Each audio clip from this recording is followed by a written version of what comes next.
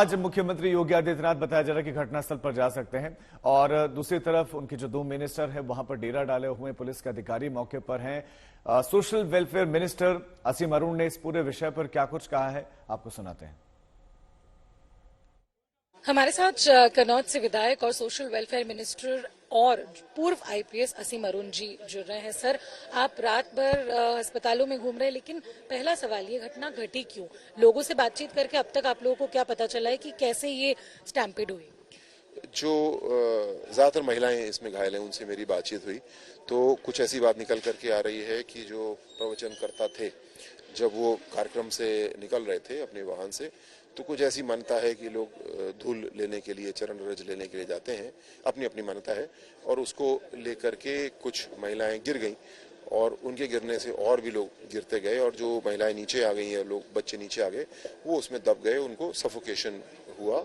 ऐसी प्रथम दृष्टा जानकारी प्रत्यक्षदर्शियों से, घायलों से बात करने पे निकल के आ रही है। लेकिन इस संबंध में एक डिटेल्ड इन्वेस्टिगेशन शुरू हो गया है और साथ साथ एक एडमिनिस्ट्रेटिव इंक्वायरी भी टीम बनाई गई है जिसने अपना काम शुरू कर दिया है। सर, जो आधिकारिक कार्रवाई है उसमें अब तक की क्या प्रोग्रेस है? एफआईआर रजिस्टर हुआ है? कोई पूछताछ शुरू हुई? थाना सिकंदराव पे एक एफआईआर रजिस्टर की गई है जिसमें कि जो क्रिमिनल केस है उसको देखा जा रहा है और साथ साथ एडीजी जोन आगरा की अध्यक्षता में एक समिति बनाई गई है जिसका काम यह है कि एडमिनिस्ट्रेटिव फंक्शंस क्या थे, कहीं कोई लैप्स तो नहीं है, यदि है तो उनके खिलाफ कार्रवाई की जाए। क्या ये एफआईआर ऑर्गेनाइजर्स के खिलाफ या फिर अननोन व्यक्तियों के खिलाफ हुई है? मेरे पास अभी एफआईआर की कॉपी नहीं है, लेकिन मैं आपको जैसी मिलती है एफआईआर कॉपी आपको दूंगा। किसी भी, चाहे वो ऑर्गेनाइजर हो, चाहे कोई व्यक्ति हो, जिसने गलती की है, जिसकी लापरवाही है, जिसकी क्रिमिनल एक्ट है, उनके खिलाफ कार्रवाई होगी। सर, आखिरी सवाल, कितने लोग मिसिंग हैं? अभी भी बहुत सारे लोगों से हम मिले जिनकी अपने परिवार से मिल नहीं पा रहे हैं। अब तक आप लोगों के हिसाब से कितने लोग हैं और उनकी मिलाने के लिए क्या प्रक्रिया है? मेन काम अभी यही हमारा बचा है। करीब 20 ऐसी बॉडीज हैं जिनकी शिनाख्त होना शेष है। उन सब की फोटो हमने मंगा ली है और जहां जहां पे मॉर्चरीज हमारी हैं पुलिस अधिकारियों को वो फोटोज हमने दे दी हैं ताकि जो भी परिवार ऐसे आ रहे हैं उनको फोटोज दिखा करके हम जल्दी से विश्लेषण कर पा रहे हैं। उत्तर प्रदेश के मुख्यमंत्री योगी आदित्यनाथ ने इस विषय पर क्या कुछ कहा है, आपको सुनाते हैं।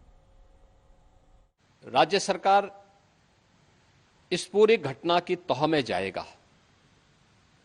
यह हादसा है या साजिश, यह भी हम इसकी तह में जाकर के इसको देखेंगे।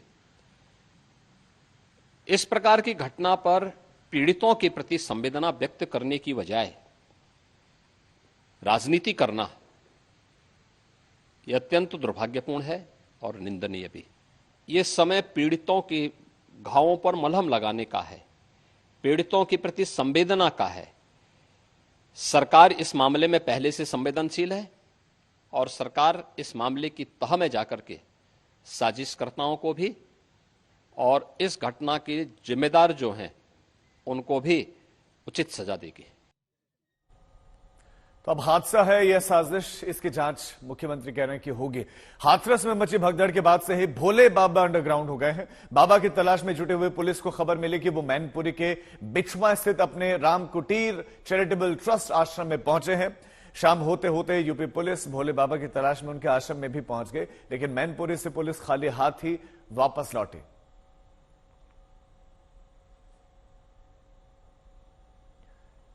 तो राम कुटीर में होने की जानकारी मिली थी, लेकिन वहां पर पुलिस पहुंची तो वहां पर नहीं मिले। हमारे संवाददाता ने वहां से आपको एक रिपोर्ट भी दिखाई थी।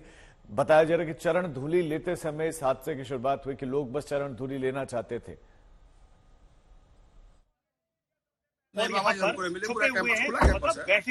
सर्च ऑपरेशन में नहीं मिले आप लोग? सर्च ऑपरेशन में गए थे? हम यहाँ आए थे ये देखने के लिए कि क्या यहाँ पर कौन था, यहाँ पर विसर्जन कर रही है। हम यहाँ आए थे, पूर्व परमिशन हुआ था यहाँ का, वही देखने आया था मैं कि बाबा जी है या नहीं है, कहाँ है, क्या बात थी।